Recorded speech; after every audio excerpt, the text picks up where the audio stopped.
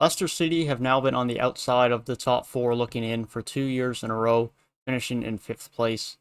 And they will hope that this year can finally be the year that they can break the trend and push themselves into the top four.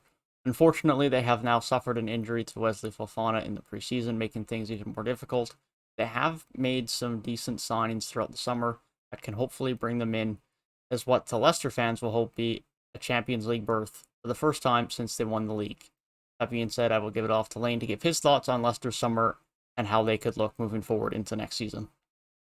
Well, I think Leicester have had an unbelievable summer as we've seen, making some amazing signings and clearing out some of the dead wood, getting rid of the likes of Gazal, Matty James, Christian Fuchs, Wes Morgan, two club legends, getting them out on freeze, getting those huge contracts out the door. Leicester, one of the best teams probably in the world of football doing business, and they have done an unbelievable job here this summer, bringing in some great quality players, the likes of Ryan Bertrand, Yannick Vestergaard, even Bubakari Sumari from likes of Lost Lille for a very cheap fee, and obviously Patson Daka to back up the likes of Kelechi Iheanacho and Jamie Vardy to give them some more depth.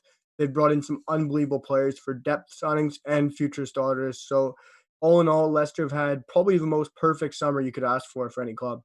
Yeah, certainly. I think depth is a good way to put it. They've definitely added a lot of key quality depth this summer, but they've added it in players that are young as opposed to in players that are old. So it's not just depth. It's players that can be depth for right now, but can also be players that move into a starting role as time moves along. Look at the likes of Daka, as you mentioned, can be a backup for now, but Jamie Vardy's not going to last there forever. He's going to age at some point, although it doesn't seem to be happening anytime soon the way the last few years have gone, but eventually he could potentially fill into that role. Look at Sumari, of course, being brought in as well. It's not impossible to think that Ndidi could eventually be poached by someone. And even regardless, he's just a good midfield guy to have around on your bench and for rotation in European competition. But it's possible that he could slide into a starting role as time moves along as well. And of course, the signing of Yannick Vestergaard is very crucial now with the likes of Wesley Fofana being out for the year with injury. I would argue that they probably should have made that type of signing without the injury of Fofana anyways, as they did lack a lot of depth at the back, but it was definitely a signing they needed to make once he went down with an injury.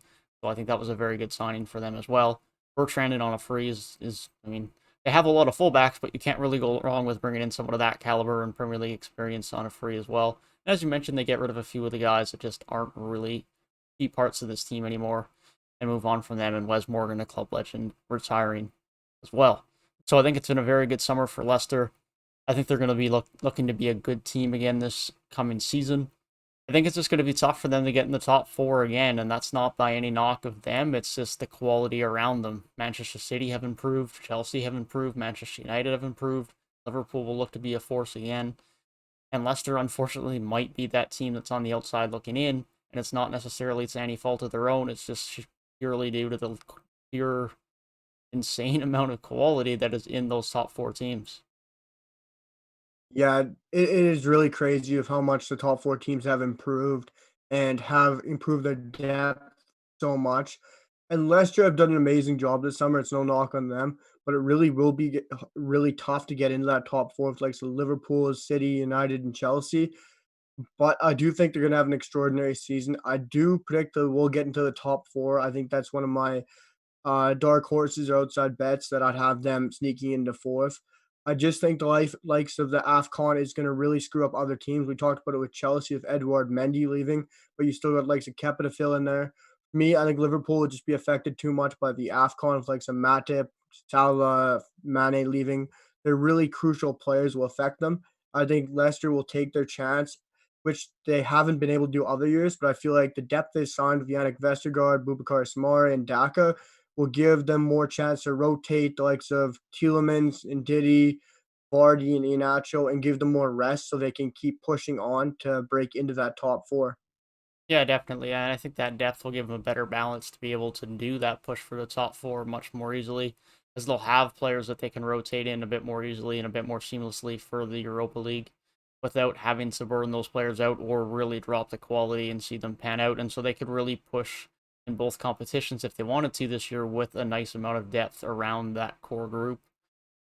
But yeah, I wouldn't be shocked to see them jumping over Liverpool because, as you mentioned, I think not having the likes of those three guys for them for around a month is going to be tough. That's going to be hard for them to deal with. They do have decent amount of depth, but it's definitely not Chelsea and Man City depth. They are going to be hurt by the loss of them for a few weeks, 4 weeks, however long it ends up being, based on how deep they go.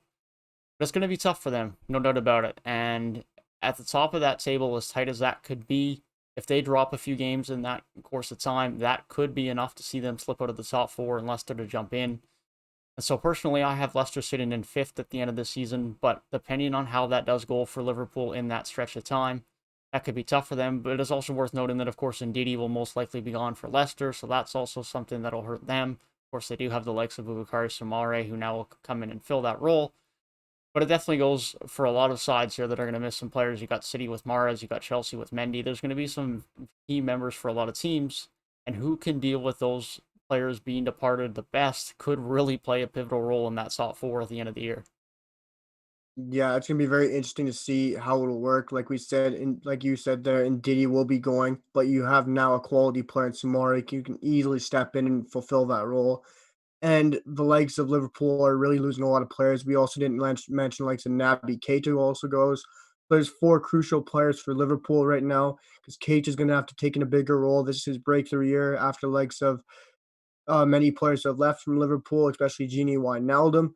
So he'll have to step up, and losing him will be crucial. Like you said, Mahrez leaving, Mendy leaving for Chelsea. United's really the only team that doesn't get affected by the AFCON. AFCON's really a tough one that gets snuck in there, and it'll be interesting to see how Leicester do. But I do think Leicester will finish top four and take the fourth place over Liverpool. It'll certainly be an interesting fight for the top four this season, and Leicester are surely wanting to be and will be a part of it again.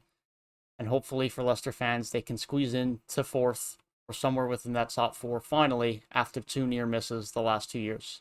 That being said, let us know down in the comment section what your guys' thoughts are on Leicester's transfer window and if you guys think they will finish in the top four this upcoming season. If you did enjoy the video, feel free to leave a like down below and subscribe to the channel if you are new. If you want to hear our thoughts on other Premier League season previews, be sure to click the box on the right hand side of your screen. That being said, hope you guys have a great rest of your day, and we'll see you guys in the next one.